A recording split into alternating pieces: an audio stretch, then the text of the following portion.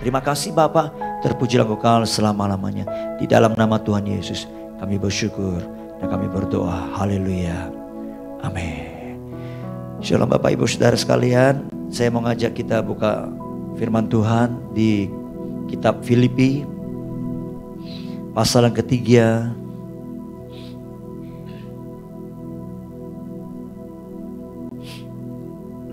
Ayat yang ke-10 sampai ayat ke-16. Ini merupakan tujuan ya dari seorang rasul bernama Paulus, saudara.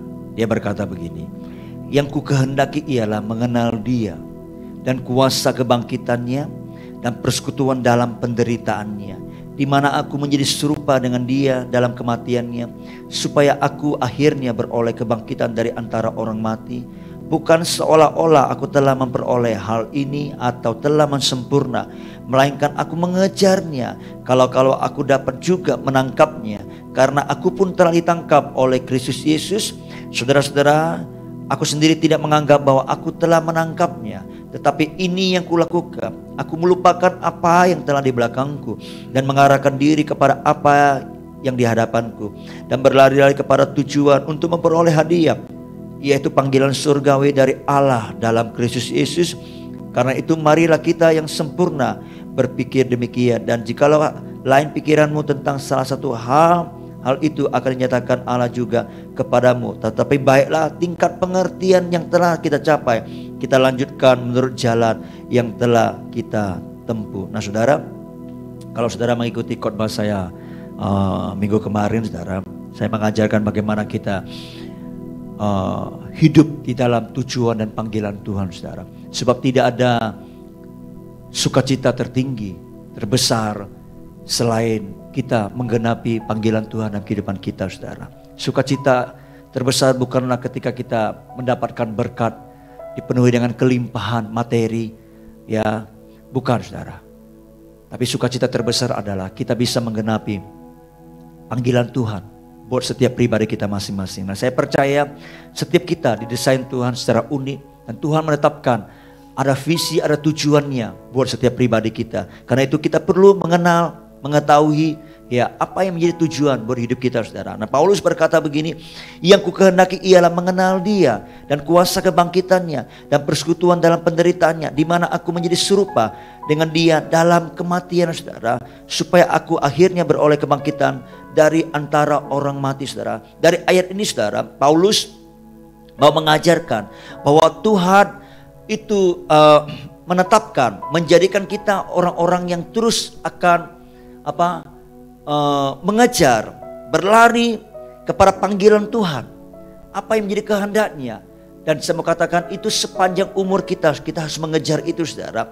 Ya, dan Tuhan mau menjadi kita orang yang tidak hanya sekali, dua kali berjalan di dalam kehendaknya, tapi terus menerus sampai kepada endingnya, garis finish yang Tuhan sudah tetapkan buat kita, saudara. Nah, karena itu kita terus mempush hidup kita, saudara.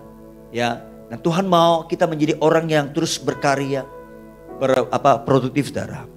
Kita bukan menjadi orang yang hanya sekali, dua kali lalu kemudian kita berhenti, kita diam, saudara. Tapi kita terus harus berlari kepada apa yang menjadi kehendak Tuhan, saudara. Ya, jangan kalau kita mengalami pergumulan persoalan lalu kita berhenti. Ya, ini kalau saudara baca apa yang Paulus katakan, saudara, dia itu mengalami banyak tantangan, ya, banyak pergumulan, saudara. Ya, baik dari orang-orang Yahudi maupun dari kondisi situasi yang dihadapi dalam pelayanan, saudara. Ya, nah, tapi dia tidak berhenti. Dia terus mengerjakan apa yang menjadi kehendaknya. Dia berkata, kalau aku dapat menangkapnya, sekalipun dia tahu dia belum menangkap sepenuhnya kehendak Tuhan itu, tapi dia terus belajar. Ya, nah, saya mau katakan dia ada pribadi yang begitu hampir sempurna mengenal kehendak Tuhan, saudara. Karena sebagian besar perjanjian baru beliaulah yang menulisnya, saudara. Dan itu dia dapat inspirasi, dapat ilham dari Allah Roh Kudus untuk menuliskannya, saudara. Dan buat kita hari ini, kita bisa membacanya, kita mengerti. Kalau dia berkata, yang ku kehendaki ialah mengenal dia, mengenal kuasa kebangkitannya, dan persekutuan dalam penderitaannya, saudara. Terus dia berkata, saudara, dia berlari-lari ya kepada tujuan untuk memperoleh hadiah, yaitu panggilan surgawi, saudara. Saudara, ini gak gampang, saudara. Ini perlu komitmen yang tinggi. Ini perlu satu keteguhan hati yang tinggi, saudara. Kalau tidak, kita percaya bahwa dalam setiap perjalanan kita pasti ada banyak rintangan, tantangan, saudara. Dan kadang itu membuat kita bisa berhenti, saudara. Tapi Paulus mengajar kita, jangan berhenti. Arahkan terus hidup kita kepada panggilan Tuhan, saudara. Nah, ada satu statement yang sangat bagus. Saya baca di sebuah artikel, saudara. Tulisan itu berkata begini, statement itu berkata begini. Sisa hidup saya yang terbaik adalah yang ada di depan, yang Tuhan masih berikan bagi saya. Ya. Dia berkata sisa hidup saya adalah yang terbaik yang masih ada di depan, saudara. Artinya dia tidak berhenti ketika dia mengerjakan sesuatu, apa yang menjadi kehendak Tuhan. Dia tidak berhenti di situ. Tapi dia percaya bahwa di depan nanti ada kehendak Tuhan lagi. Sampai kapan? Sampai ketika Tuhan panggil dia pulang, saudara. Nah, saya juga baca dari sebuah artikel, saudara. Dikatakan begini, ada seorang pelukis terkenal, saudara, yang sudah melukis puluhan tahun, saudara. Dia sudah melukis ratusan lukisan yang sangat luar biasa, saudara. Ya, dan banyak orang mengaguminya. Ya, bahwa lukisan-lukisan itu sangat mengesankan, ya, dan memberikan banyak orang inspirasi yang luar biasa, saudara. Nah, satu hari pelukis ini, saudara, melakukan pameran, saudara. Ya, semua lukisan-lukisan yang sudah ratusan bahkan ribuan, saudara, itu dipamerkan, saudara. Dan kemudian ada banyak orang datang, bahkan dari seluruh penjuru dunia datang, saudara, untuk melihat hasil lukisannya yang sangat terkenal itu, saudara. Nah, kemudian, saudara, apa yang terjadi? Dia diwawancari oleh wartawan, saudara. Nah, wartawan bertanya kepada pelukis ini, saudara. Dia berkata begini, kira-kira dari semua lukisan, ribuan lukisan yang sudah kamu lukis itu, kira-kira lukisan mana yang terbaik, ya, yang Anda nilai itu yang paling terbaik, saudara? Saudara tahu apa jawaban si pelukis ini, saudara? Pelukis ini berkata begini, lukisan saya selanjutnya. Saudara bisa memahami ini? Dari semua lukisan yang dia sudah lukis, dan banyak orang menilai itu luar biasa dan terkesan, ya. Tapi ketika ditanya dari semua lukisan mana yang terbaik, dia berkata lukisan dia yang selanjutnya, saudara. Artinya apa, saudara? Dia mengerti lukisan yang terbaik, ya, dari semua lukisan yang ada, saudara, adalah lukisan selanjutnya. Artinya orang ini tidak berhenti, tidak puas, ya, hanya pada apa yang dia sudah lakukan. Karena dia tahu di depan ada yang terbaik, yang bisa dia lakukan, saudara. Karena itu, mari, saudara, kita menjadi orang yang jangan stagnan, apalagi tidak bertumbuh dalam Tuhan. Ya, karena kita mungkin puas dengan apa yang ada saat ini, saudara.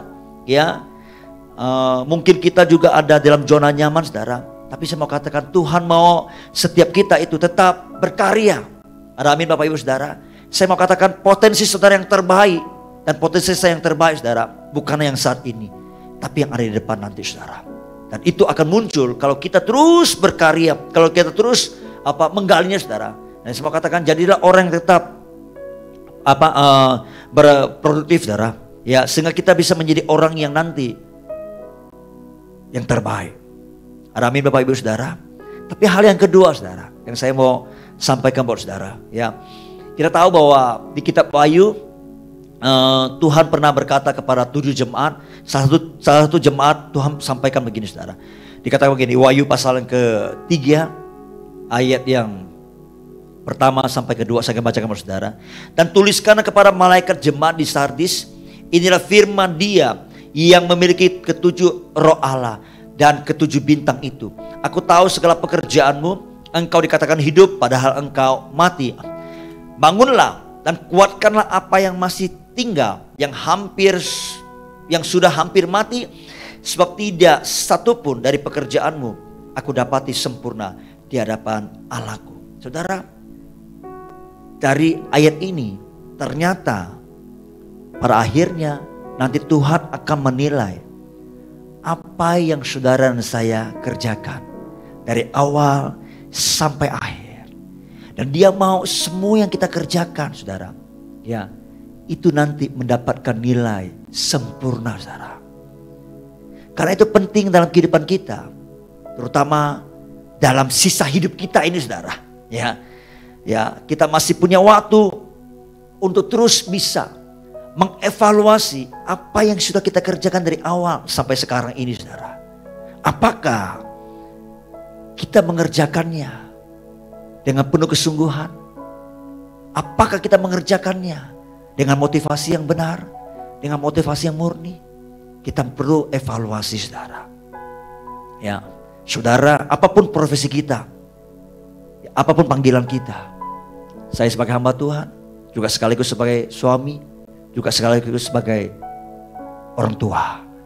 Apakah saya sudah menjalankan panggilan saya ini dengan baik, dengan maksimal, dan pada akhirnya nanti Tuhan akan menilainya. Saya berharap sebelum saya dipanggil nanti di ending hidup saya mau Tuhan mendapati itu sempurna. Karena itu kalau masih ada waktu, saya perlu mengevaluasinya, saudara. Saya perlu menilainya sendiri. Apakah benar, murni, sudah maksimal, dan apakah itu sesuai dengan kehendak Tuhan, dan apakah itu menyenangkan hati Tuhan. Nah, saya percaya, saudara, setiap pribadi kita perlu melakukan seperti itu, saudara. Karena setiap pribadi kita masing-masing akan memberi pertanggungjawab kepada Tuhan.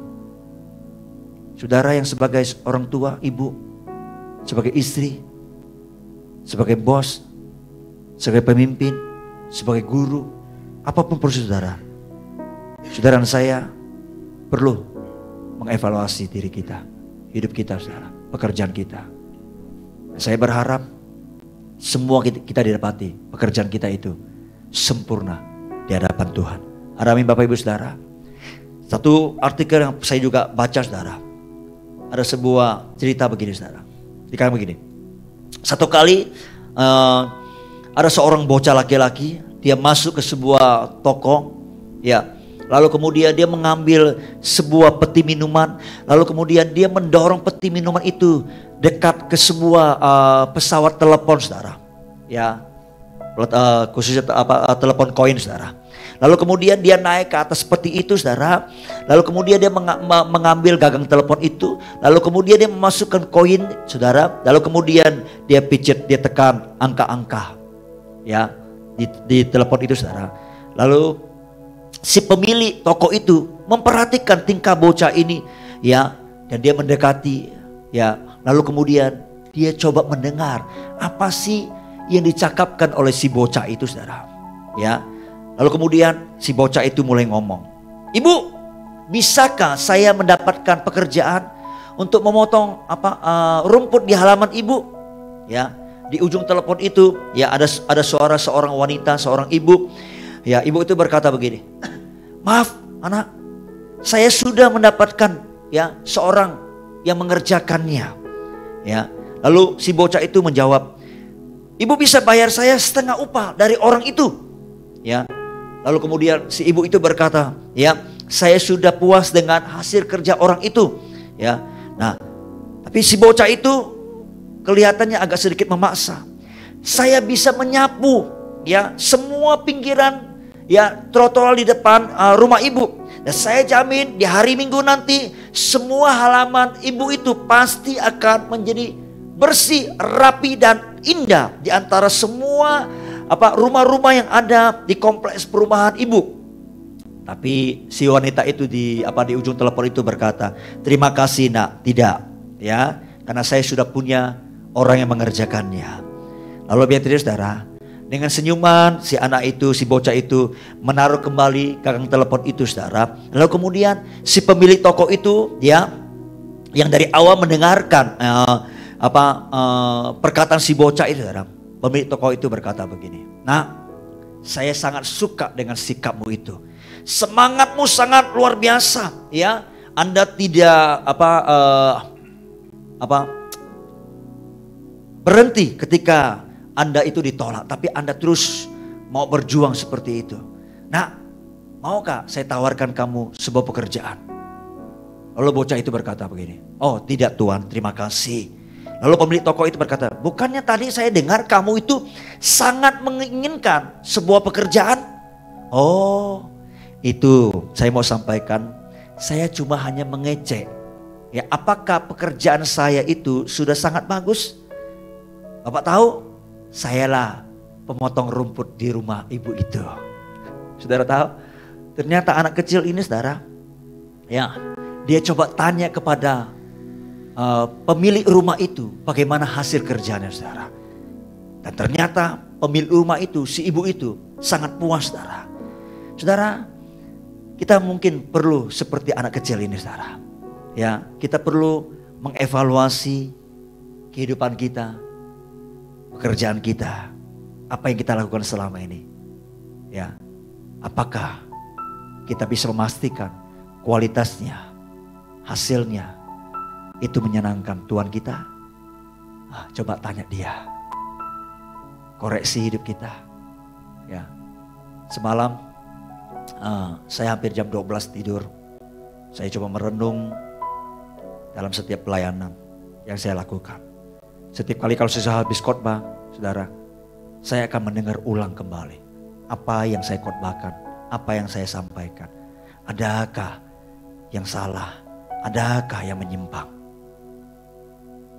Ya, saya sering sampaikan khususnya kepada staf saya yang menangani di media sosial. Saya sampaikan, kamu tahu ini seperti ini kayaknya kurang seperti ini. Ya, kenapa? Karena saya memperhatikannya, mengecek ulang saudara. Dari pujian penyembahan sampai endingnya saudara. 2 jam saya perhatikan saudara. Ya, nah karena itu supaya apa yang kita kerjakan itu mendapatkan hasil yang terbaik. Karena kita tahu pada akhirnya saudara dan saya, kita harus memberi pertanggungjawab kepada Tuhan. Saya berharap sekali lagi semua kita, pekerjaan kita nanti didapati sempurna di hadapan Tuhan. Ada amin Bapak Ibu Saudara? Haleluya. Jangan puas akan keadaan kita saat sekarang ini.